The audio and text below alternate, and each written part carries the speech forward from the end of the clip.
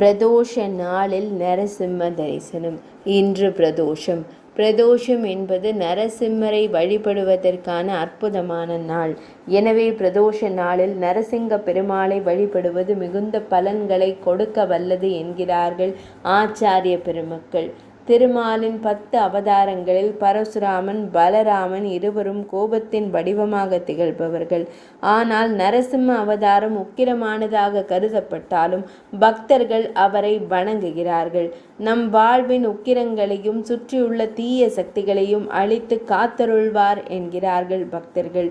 திருத்தக்க தேவர் தனது சீவக சிந்தாமணியில் இரணியன் பட்ட தெம்மிரை எய்தினான் என்று நரசிம்ம அவதாரம் குறித்து குறிப்பிட்டுள்ளார். இரணியனை அழித்து கடும் உக்கிரத்துடன் இருந்த நரசிம்ம மூர்த்தியை சிவபெருமான் சரப பறவையாக வந்து தணித்தார். அதுவே சரபேஸ்வரர் என்று வணங்கி வருகிறோம்.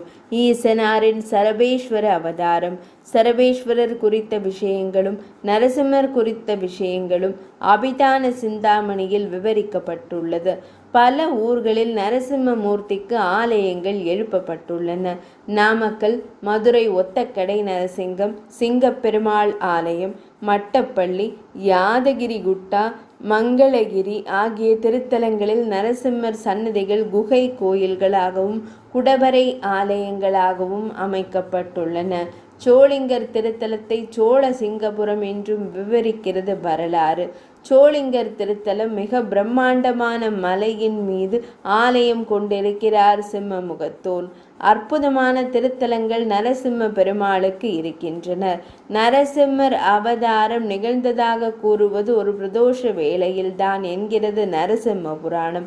எனவே சிவாலயத்தில் பிரதோஷம் என்பது வெகு விமர்சையாக கொண்டாடப்படுவது போல நரசிம்மரையும் பிரதோஷ காலத்தில் தரிசிப்பது மிகவும் விசேஷமானது என்று போற்றுகின்றனர் பக்தர்கள். இன்றைய தினம் பிரதோஷம். இன்று அருகிலுள்ள நரசிம்மர் குடிகொண்டிருக்கும் ஆலயத்திற்கு சென்று நரசிங்க பெருமாளை வழிபடுங்கள். குறிப்பாக பிரதோஷ காலமான மாலை 4:30 தொடங்கி 6 மணிக்குள் நரசிங்க பெருமாளை தரிசியுங்கள். மனதார பிரார்த்தனைகளை வேண்டிக் கொள்ளுங்கள். முடிந்தால் பானகம் நைவேத்தியம் செய்து பக்தர்களுக்கு வழங்குங்கள். நம் பாவங்களையெல்லாம் போக்கியருள்வார் சிங்க முகம் கொண்ட சிம்மமுகத்தோனான நரசிங்க பெருமாள். பிரதோஷ வேளை நரசிம்மர் வழிபாடு குறித்த தகவல்கள் இனிதே நிறைவடைந்தன.